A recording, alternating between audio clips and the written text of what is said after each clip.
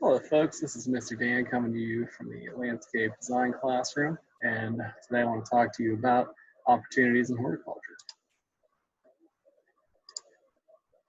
So what career opportunities are available for students in this class that especially like to work with shrubs, trees, flowers, any of that good stuff?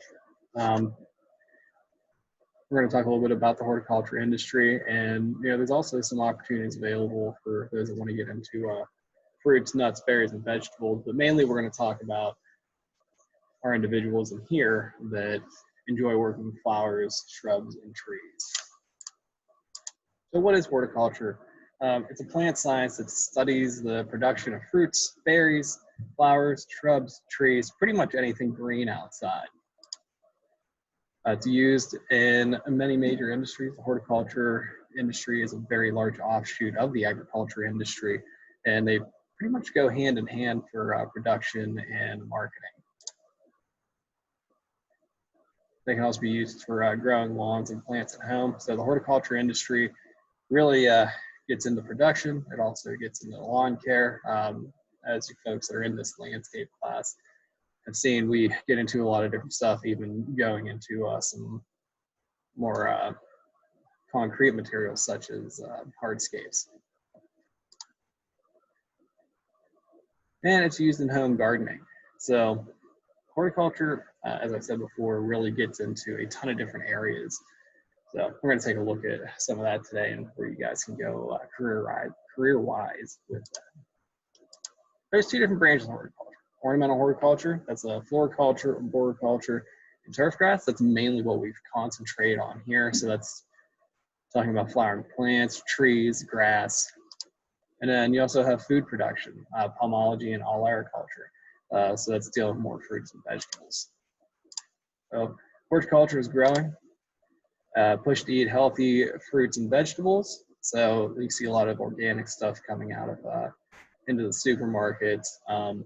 New homes needing landscape, even old homes needing landscaping. I always say that a home with a landscape of 20 years or older typically is probably about in need of replacement. Green space in urban areas, that's huge right now. If you go into Pittsburgh, you'll see a lot of planted rooftops, kind of like making your own rooftop oasis, rooftop garden, or whatever you're really into. So more sophisticated technology and methods. If you come visit our classroom, you'll see a lot of different machinery used in the horticulture industry to make life easier on the workers and to really just get jobs done quicker to really get to your bottom line of making more money. So there's some specialized fields here. We have floriculture, nursery and greenhouse, which we do in class here, arboriculture, landscape design and maintenance that we spend a lot of time on, and turf grass management, which we do in here extensively.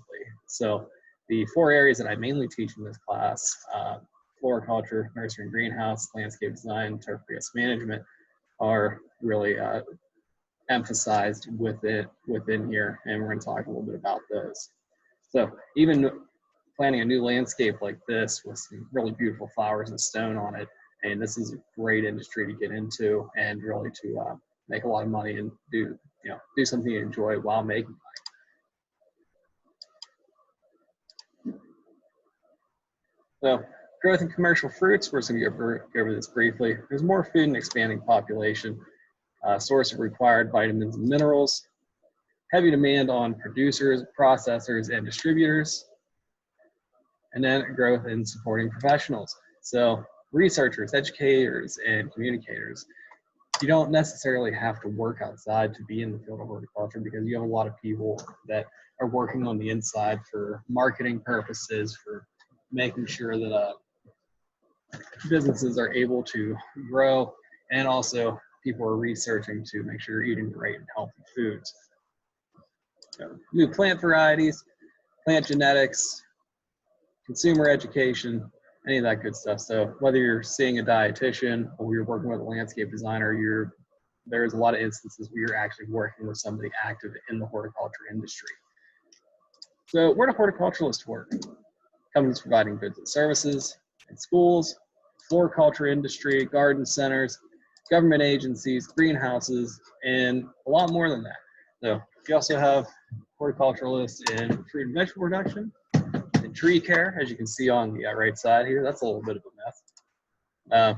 Landscaping, I mean, that's our bread and butter in here. So pretty much anybody that's a landscaper is quite a horticulturalist. Because I mean, you really have to know your plant types whenever you're going out, and you have to be able to talk about a lot of different stuff with your customers, because you don't want to go out there not knowing anything, because then they probably won't have you back for their service.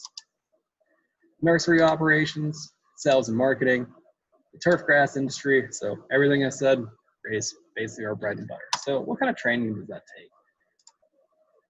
Botany, genetics, plant physiology, plant propagation. These are a lot of areas that we touch upon in here. And that training can also include courses on chemistry, microbiology, fertility, entomology, and disease control. So within this class, I know teaching 4 different areas, we probably touch on almost everything we talked about in here. So more on that later.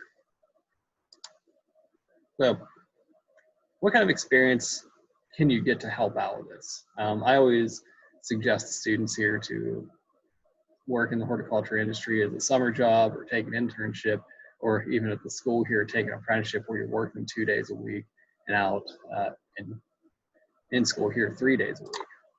So you can get an internship in any of these fields. Typically students coming through this class end up working with a landscape company or in a greenhouse. Or you can do a supervised agricultural experience through the FFA.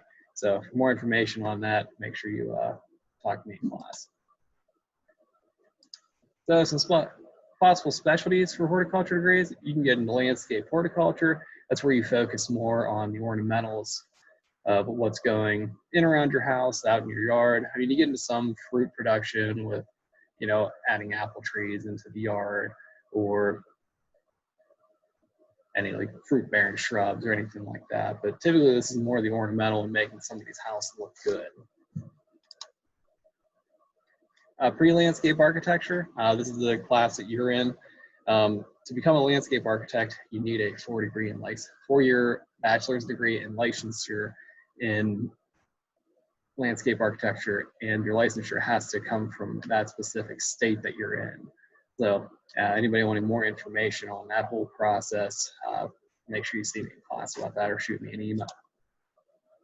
Nursery and greenhouse science. A lot of people that come through horticulture end up working with nurseries and greenhouses. You know, fruit and vegetable production. I don't have a lot of students that end up in this realm of it, but down south, and especially out in California, there is a lot of fruit and vegetable production, and workers are in desperate need. In fact, workers are in desperate need for almost every area of horticulture at the moment, because of our expanding populations and just the need of people with a good, solid work ethic. So what's the employment outlook? It's very competitive with other plant science areas. So the horticulture industry is right up there with everybody else. You know, there's, depending on your education, depending on what you've done in your experience, really you can get into a lot of different areas of this.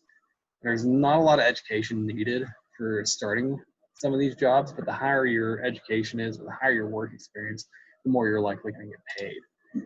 Licensing or certification for handling pesticides and for certain tree care. I know for the state of Pennsylvania, if you want to go out and spray pesticides on somebody's house, you need a PA pesticides applicator's license. So, and you would need the certain category with that. So you would have a core license, and then you would need to get a category with trees and lawns, or if you're working at a school, for recreational facilities or education facilities. More education for supervisors, managers, and jobs requiring certification or licenses, like I just talked about. And overall, the horticulture industry is extremely vast. So what I would advise you to do is really take a look at what you want to get into, and kind of go from there and start doing your own research. But any questions, you can shoot me an email on here, or give me a call down in the classroom. Have a great day.